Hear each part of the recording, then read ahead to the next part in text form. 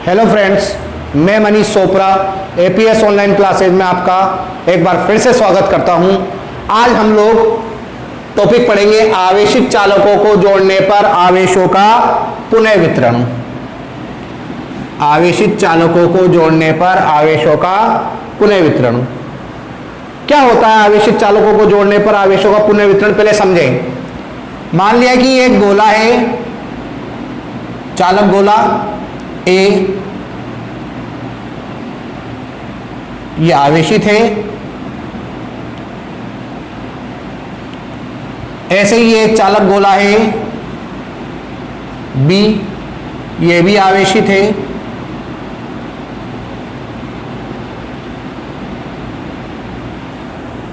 ठीक है, अब हमने क्या किया, मान लिया कि ये दोनों गोले एक कुचालक स्टैंड पर रखे हुए हैं।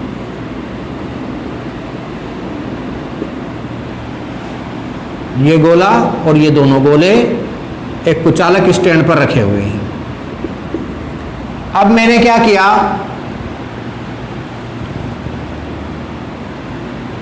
गोले ए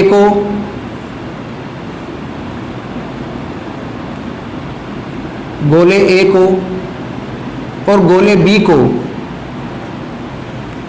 एक सुचालक तार से जोड़ दिया।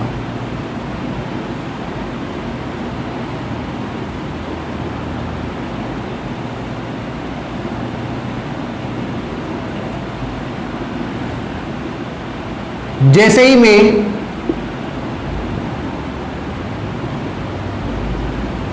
देखें, ये दो आवेशित गोले हैं, गोला ए और गोला बी, और मैंने क्या किया, ये दोनों आवेशित गोले हैं, मैंने इन दोनों गोलों को एक सुचालक तार से जोड़ दिया।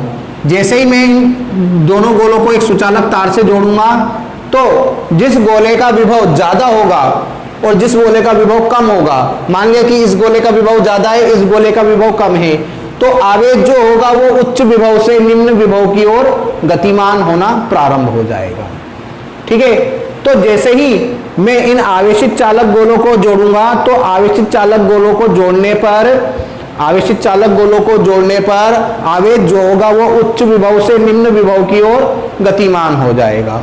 तो इस स्थिति में इस गोले का विभव भी परिवर्तित हो जाएगा, इस गोले का आवेश भी परिवर्तित हो जाएगा और दूसरे गोले का आवेश भी परिवर्तित हो जाएगा और विभव भी परिवर्तित होगा। इसका मान लिया Q1 है, इसका मान लिया आवेश कितना है Q2, और जब मैंने इन गोलों को जोड़ा तो जोड़ने पर आवेश जो है वो उच्च विभव से निम्न विभव की ओर गतिमान होना प्रारंभ हो गया। और ये क्रिया तब तक चलती रहेगी जब तक कि दोनों गोलों के विभव समान ना हो जाए, क्योंकि इसमें एक का ज्यादा था एक का कम है, और आवेश तब तक स्थानांतरित होता रहेगा जब तक कि दोनों गोलों के विभव समान ना हो जाए। और जब विभव समान हो गए तो मैंने मान लिया कि इस गोले पर आवेश कितना आ गया Q1 डैश, इस पर कितना आ गया Q1 डैश, Q2 डैश। तो इस स्थिति में Q1 डैश और Q2 डैश का जो मान है वो मान कितना होगा, उसे क्या बोलेंगे हम, आवेशों का पुनः वितरण। अब देखें, मान लिया कि एक गोला है ए, एक गोला है बी, मैंने मान लिया कि इस गोले की त्रिज्या कितनी है R1, इस गोले की त्रिज्या कितनी है R2। फिर मैंने बोला कि इस गोले का आवेश कितना है Q1, इस गोले का आवेश कितना है Q2, इस गोले की धारिता कितनी है C1, इस गोले की धारिता कितनी है C2, इस गोले का विभव कितना है V1, इस गोले का विभव कितना है V2। अब मैंने क्या किया, इन गोलों को एक सुचालक तार से जोड़ दिया। एक सुचालक तार से जोड़ा तो आवेश जो है वो उच्च विभव से निम्न विभव की ओर गतिमान हो रहा है, और आवेश जब उच्च विभव से निम्न विभव की ओर गतिमान होगा तो ये क्रिया तब तक चलती रहेगी जब तक कि दोनों गोलों के विभव भी समान ना हो जाएं। अब मान लिया कि इन दोनों गोलों के विभव कितने हो गए, V समान हो गए। इस स्थिति में इस पर आवेश कितना है Q1 डैश, इस पर आवेश कितना है Q2 डैश। हमें Q1 डैश और Q2 डैश का मान निकालना है और फिर Q1 dash upon Q2 dash कर देंगे तो क्या निकल जाएगा, आवेशों का पुनः वितरण निकल जाएगा। तो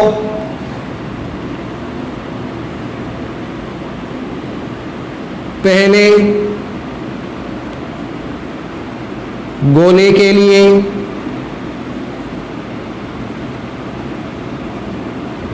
ये क्रिया है जोड़ने से पूर्व। पहले गोले के लिए Q1 इक्वल टू कितना हो जाएगा C1 V1। दूसरे गोले के लिए Q2 equal to C2 V2। गोलों को जोड़ने से पहले कुल आवेश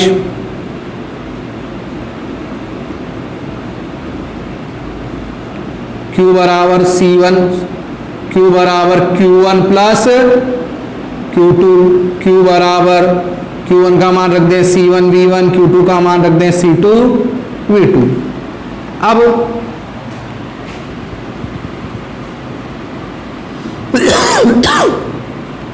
जोड़ने के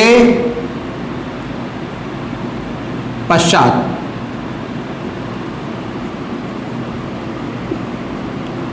पहले गोले का आवेश Q1 डैश बराबर C1 V। दूसरे गोले का आवेश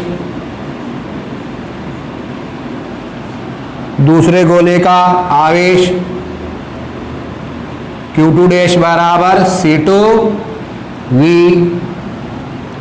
तब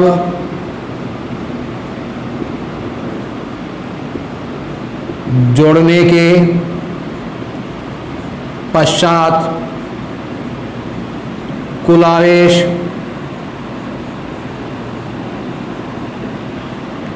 Q बराबर Q1 dash plus Q2 dash C1V plus C2V। Common ले लिया C1 प्लस C2V। अब जोड़ने के पहले आवेश है, जोड़ने के पश्चात आवेश है। आवेश सदैव संरक्षित रहता है, तो जोड़ने के पश्चात का आवेश और जोड़ने से पहले का आवेश, कुल आवेश का मान कितना हो जाएगा, बराबर हो जाएगा। तो जोड़ने के पश्चात कुल आवेश बराबर जोड़ने से पहले कुल आवेश कितना हो जाएगा, दोनों को बराबर कर देंगे आवेश संरक्षण के नियम से। तो कितना हो जाएगा C1 प्लस C2V। जोड़ने के पश्चात कुल आवेश, जोड़ने के पहले कुल आवेश C1V प्लस C2V2। तो V बराबर क्या आ जाएगा C1V1 plus C2V2 upon C1 plus C2। ये जो V निकल गया, ये मैंने बोला था दोनों गोलों का उभयनिष्ठ विभव है। जब दोनों गोलों पर विभव का मान V समान हो जाता है, तो ये फॉर्मूला किसका आया, उभयनिष्ठ विभव का सूत्र आ गया, जो कि किसका सूत्र है, उभयनिष्ठ विभव का सूत्र है। अब हमें आवेशों का पुनः वितरण निकालना है Q1 डैश और Q2 डैश। आवेशों का पुनः वितरण मतलब Q1 डैश और Q2 डैश का अनुपात निकालना है। तो हमने बोला जोड़ने के पश्चात पहले गोले पर आवेश कितना आ गया Q1 डैश, दूसरे गोले पर आवेश कितना आ गया Q2 डैश। इसलिए Q1 dash upon Q2 dash निकालें, Q1 dash upon Q2 dash निकालें, तो ये हो जाएगा C1V अपॉन C2V। ये कट गया, तो Q1 dash upon Q2 dash बराबर कितना हो गया C1 अपॉन C2। इसका मतलब जब हम गोलों को जोड़ते हैं तो इनके आवेशों का जो अनुपात है वो इनकी धारिताओं के अनुपात के बराबर होता है। अब हमको ये भी पता है कि गोलाकार चालक की धारिता, हमें यह भी पता है कि गोलाकार चालक की धारिता कितनी होती है 4 पाई एप्सिलॉन 0 R1 अपॉन इसकी कितनी होगी 4 पाई एप्सिलॉन 0 R2 ये कट जाएगा, तो Q1 dash upon Q2 dash बराबर कितना हो जाएगा, R1 अपॉन R2। अर्थात आवेशित चालक गोलों को जोड़ने के पश्चात आवेशों का पुनः वितरण इनकी धारिताओं के अनुपात में या इनकी त्रिज्याओं के अनुपात के रूप में होता है। अब देखें,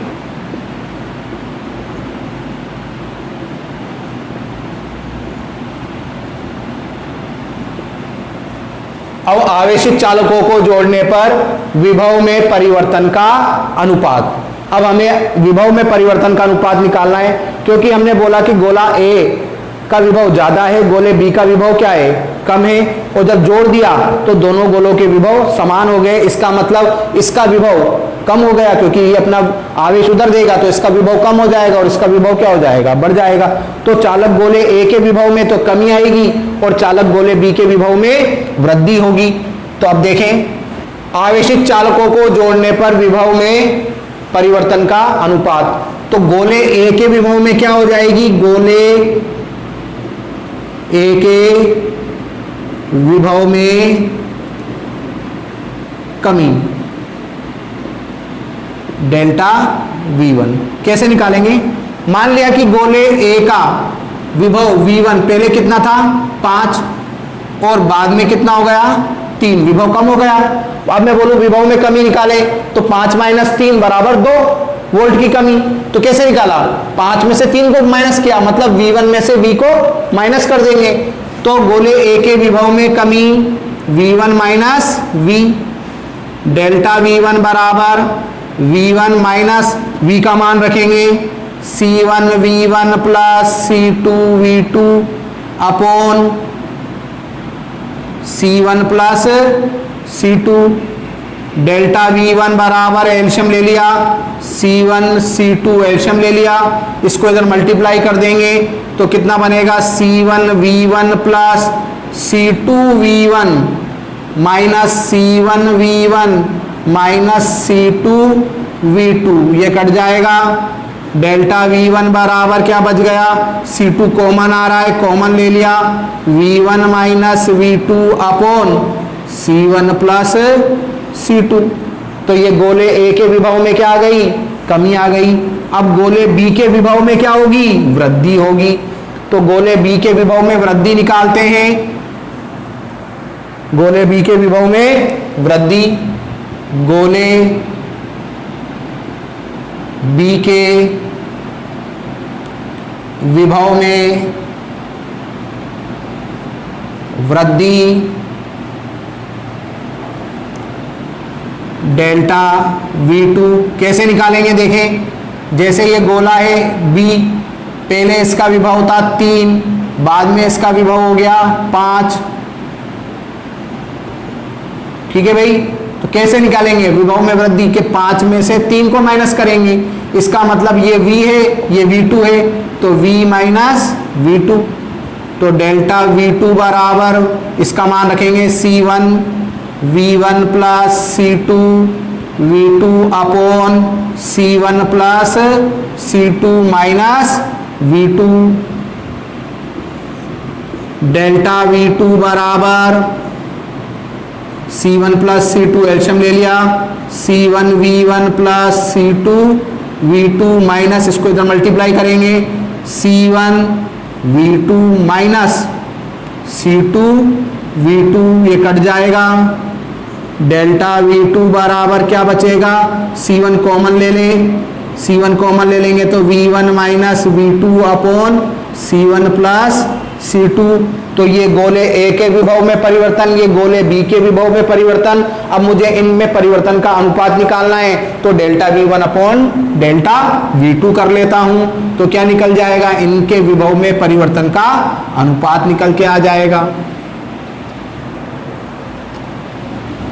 delta V1 upon delta V2 बराबर कितना हो जाएगा, C2 upon C2 V1 minus V2 upon C1 plus C2 बटा C1 V1 minus V2 upon C1 plus C2, ये कट जाएगा, ये V1 माइनस V2 कट जाएगा, delta V1 upon delta V2 बराबर क्या आ गया, C2 अपॉन C1।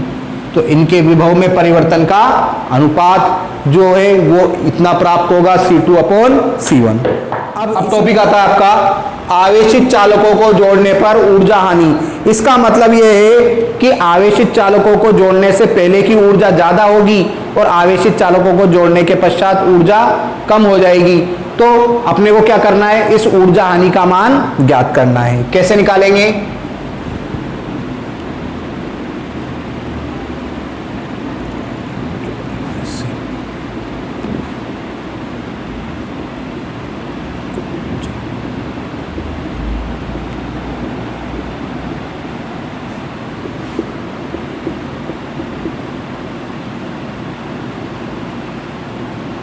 देखें जोड़ने से पूर्व कुल ऊर्जा, अपने ऊर्जा का फॉर्मूला निकलता है 1/2 CV²।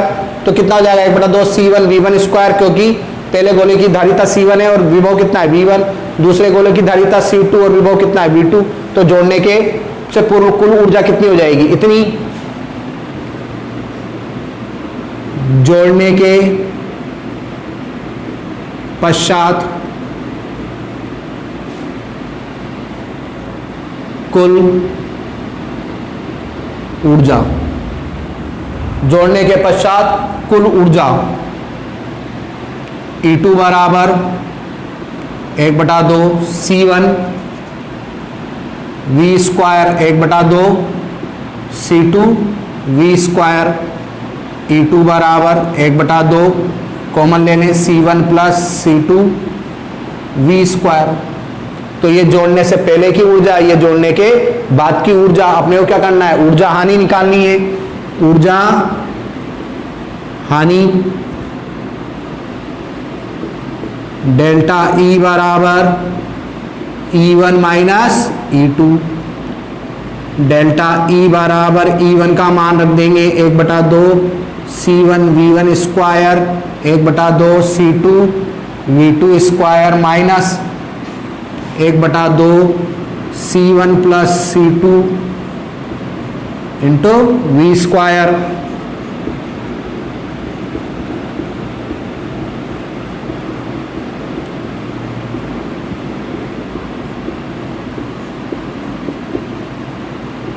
अब ये मान रख देंगे V² का मान उभयनिष्ठ विभव का कितना हो जाएगा, C1 V1 plus C2 V2 का whole square upon C1 plus C2 का होल स्क्वायर।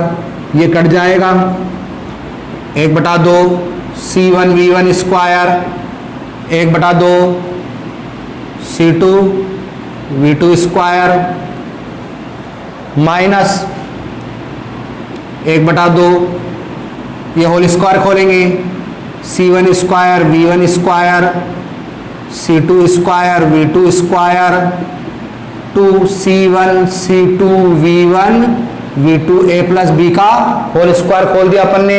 ये A प्लस बी का होल स्क्वायर बन रहा है अपॉन नीचे कितना आ जाएगा C1 प्लस C2। अब एलसीएम ले लेते हैं अपन C1 C2। डेल्टा E बराबर 1/2 तो कॉमन आ रहा है, सब में कॉमन ले लिया। C1 प्लस C2 एलसीएम लिया। अब C1 प्लस C2 एलसीएम लिया तो इसको मल्टीप्लाई करेंगे, तो C1 को C1 से मल्टीप्लाई करेंगे तो C1 square V1 square plus फिर इसको वापस से मल्टीप्लाई करेंगे तो C1 C2 V1 square plus अब इसको इससे मल्टीप्लाई करेंगे तो C1 C2 V2 square plus फिर इसको इससे मल्टीप्लाई करेंगे C2 स्क्वायर V2 स्क्वायर। ठीक है भाई, अब ये लिख लेंगे इसको C1 V1 square minus C2 square V2 square minus 2C1 C2 V1 V2।